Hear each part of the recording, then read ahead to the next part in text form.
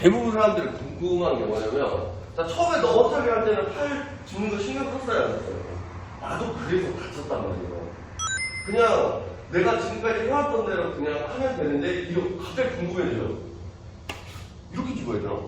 이렇게 집어야 되나? 이렇게 집어야 되나? 근데 정답은 없어요. 근데 이거는 있어. 손을 이렇게 집잖아요. 내가 공을 중앙으로 차려고 하는데 손을 이렇게 집잖아요. 집는 순간 여기가 엄청 아파요. 집는 순간에. 그리고 내가 중앙으로 차려고 할 때 팔 이렇게 집잖아요. 집자마자 꺾여야 돼요. 그래서 팔을 어떻게 집는지에 대해서 궁금해 안 하는 게 가장 좋더라고요. 나도 처음에 잘 하다가 궁금해가지고 팔 이렇게 집었다가 팔 이렇게 꺾였어요. 이제 팔 이렇게 꺾였으니까 그 다음에 할 때 어떻게 했을까요? 이렇게 집으면 위험하다는 생각에 3주 동안 운동 못했어요. 그래서 3주 지나고 나서 어떻게 했냐면 이렇게 집어서 아팠으니까 이렇게 집어야 되겠다. 이렇게 딱 집는데 땅에다 손 대자마자 으디디해요. 스윙 각도가 안 나와요. 그러고 나서 어떻게 돼요? 3주. 너무 행복할 때 나한테 쌍욕 있어. 이거 무서웠지나? 왜냐면 나는 그때 누구를 잘하고 싶었으니까. 근데 내가 6주라는 시간을 보내고 넘어차기를 하려고 하는데 어떤 현상이 나냐면 손을 이렇게 내가 넘어차기라는 걸 딱 하려고 손을 내리는데 이렇게 여기까지 내 몸이 나를 보호하는 거예요. 또 다치더라. 그래서 한 2주 또 고생했어요. 그래서 손은 딱 하나예요. 지금 우리 하면서 손 어떻게 되는지 궁금해 안 했잖아요. 궁금해 안 하는 거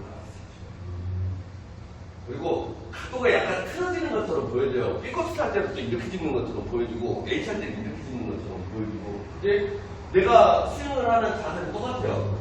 내가 여기에 서서 이렇게 집었죠. 그러면 H 하려고 하면 이쪽으로 이렇게 돌아서겠죠.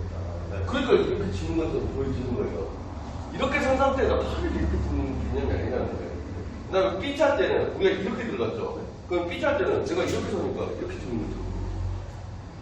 그러니까 내 몸의 정렬 자체가 다 틀어지기 때문에 팔을 짚는 모양이 달라 보이는 거지 똑같은 자세에서 이렇게 짚고 이렇게 짚고 이렇게 짚는 이런 개념은 아닙니다.